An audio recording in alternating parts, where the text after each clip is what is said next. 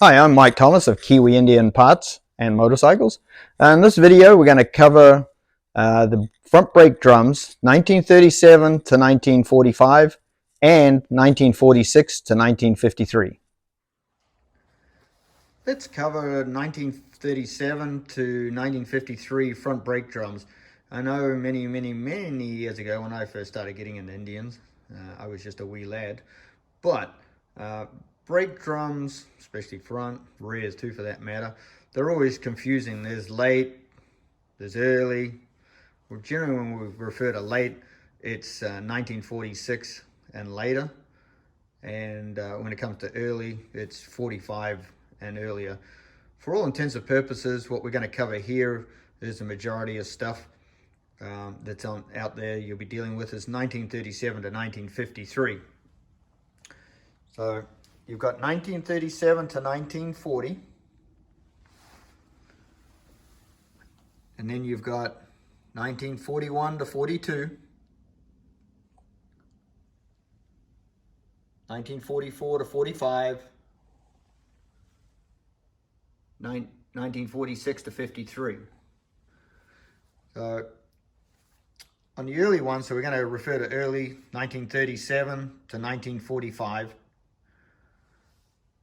You can actually see the height difference, 37 to 40, and then 41, it's about 5/16 taller shoulder.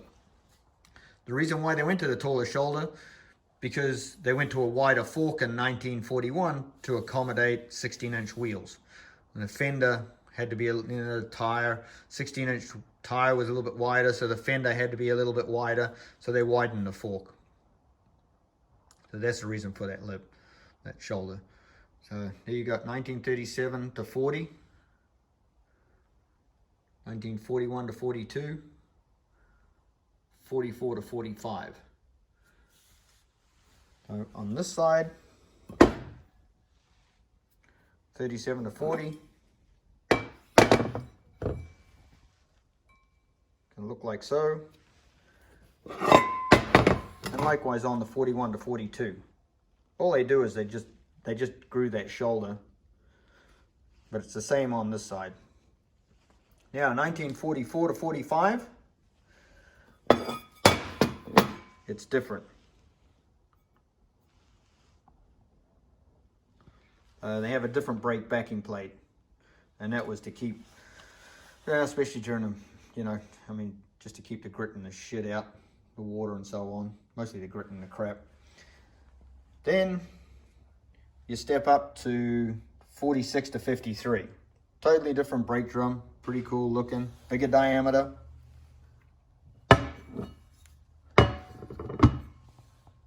Now, 1948 to 1951 is going to have this gear on it for a front drive speedometer. So your 46, 47 will have no gear.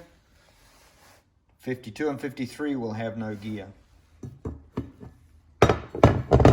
You've got 5/16 lug bolts. And your early ones, so 37 to 45 is going to have 3/8 lug bolts.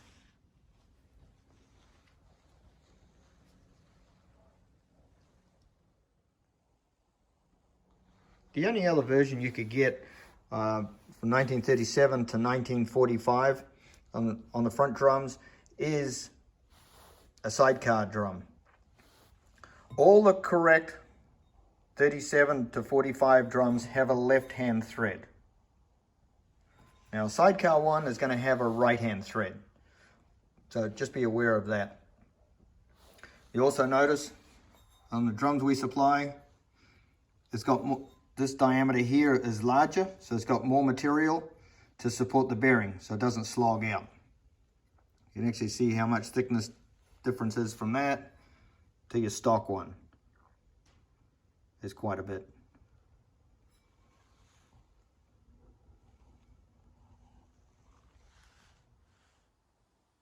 We'll do the bearing installation on the early drum, which is 1937 to 1945. All the guts installation is the same. So First off, we want to install the seal. Originally it had a felt, but we upgrade this to a seal. It's a special seal we have made. Very thin wall through here. It's actually going to be installed that way. So this side here acts as a funnel, the lip, and when you're inserting the hollow axle or the bearing support later on, it's going to come through from this side. It's going to come through nice and easy. It's going to act as a funnel. So that side's going to go down like so. Put it on our seal installation tool. I like to use an arbor press. Arbor press is always nice and accurate, holds everything perpendicular, square to each other. Press the seal home.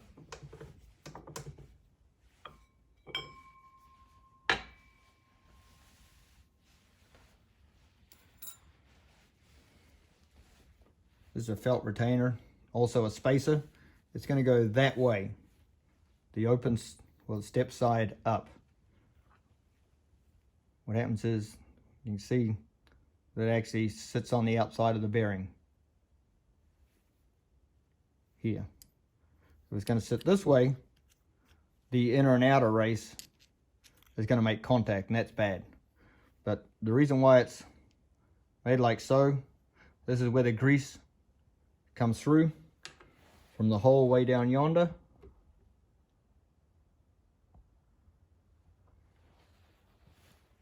So, okay, we're going to go set it in like so.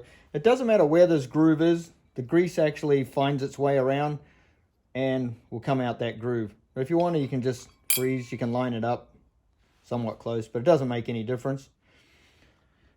Put some oil on the inside of the bore, on the bearing.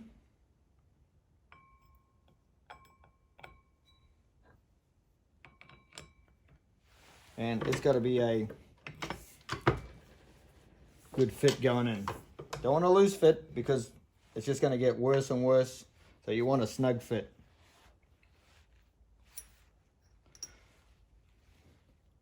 Felt retainer. The felt retainer, this side here, makes contact with the outside of the bearing. So it's actually going to fit in like so.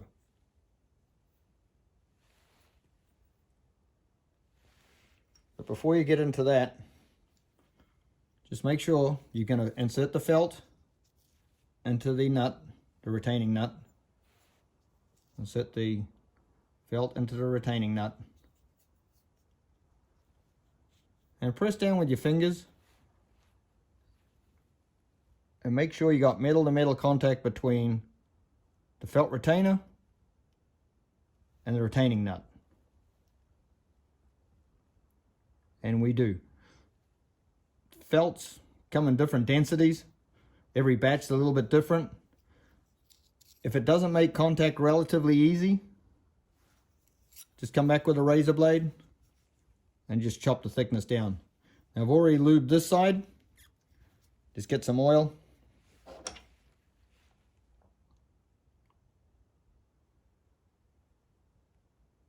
And put some oil on it. Felt's pretty useless, just dry. So need to put some oil on it. Now it's going to do a good job of dust collection. The felt retainer down like so. And screw in your left hand nut. Just remember it's a left hand thread.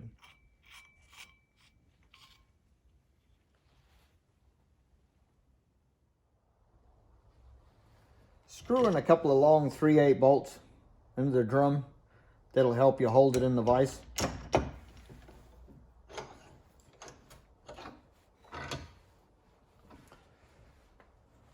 This left-hand nut must be done up real tight. It's a little hand tool that you could make up if you want to.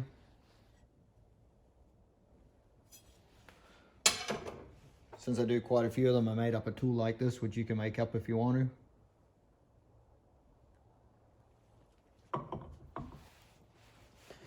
Just remember it's left-hand thread.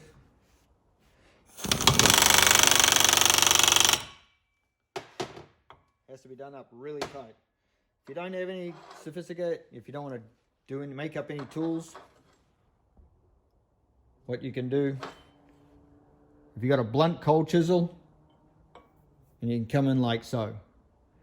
You're just going to ding this up a little bit, but just make sure this nut is done up super tight. That's really, really important.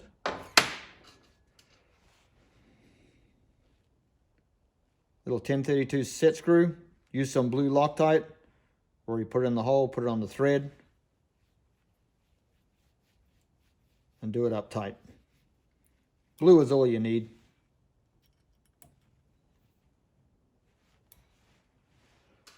And just make sure that the bearing turns nice and easily.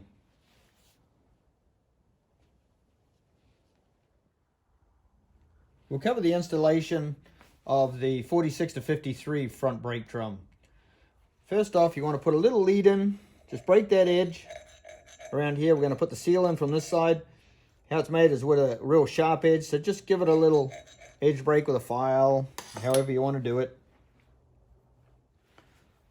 The seal is going to go in this way, so you can see the funnel that way. Bearing support's going to come through from this way. Makes it easier to do the installation.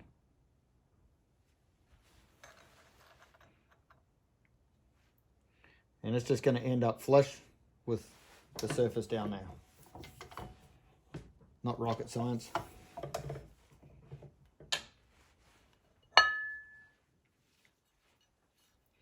Now there's two felt retainers that go on this side. It's important that you use both. Even though you've put a seal down here, you still got to use the felt retainer. There's two of them, one on each side of the bearing. The reason being is it spaces everything so it doesn't interfere with the brake backing plate. Nothing drags. So it's going to sit in that way. Once again, the outside lip is going to sit up against the bearing.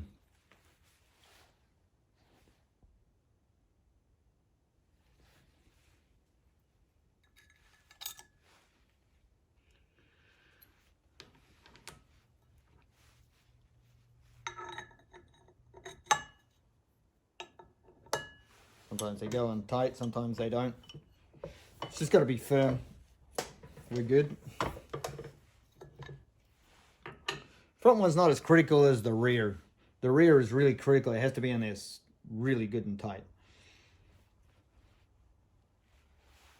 Once again, you got the felt retainer. This outside edge is going to make contact with the bearing. Put some oil on the felt, which I've already done. Fits in the felt retainer, like so. And then press these both together. And we should have metal-to-metal contact right around there, which we do. If the felt's a little bit too thick, just come around with a razor blade and slice a little bit off.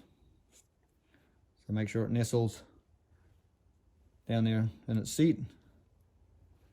Just remember the felt retainer, the outside edge, is going to make contact with the bearing.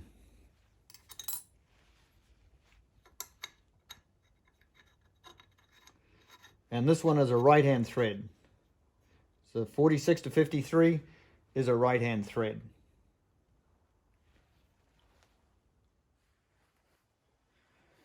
To aid you in holding the brake drum and the vise, just get some long 5/16 bolts, like so, screw them in. Put a rag down, just save the paint or powder coat up against the vise.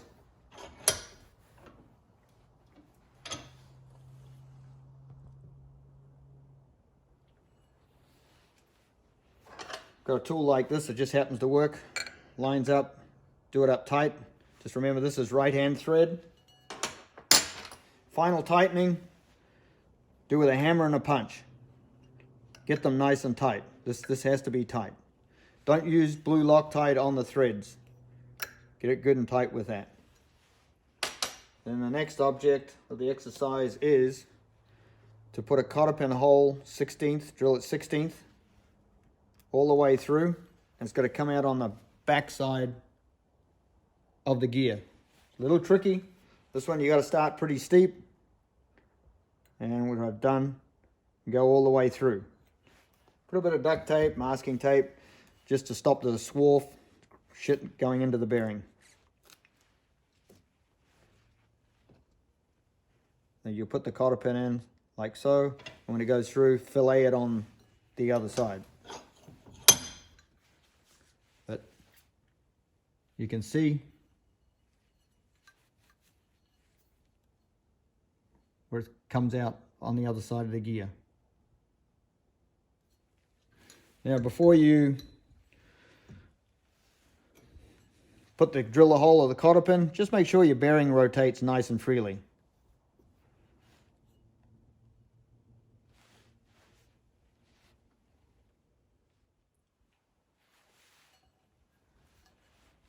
Fillet your cotter pin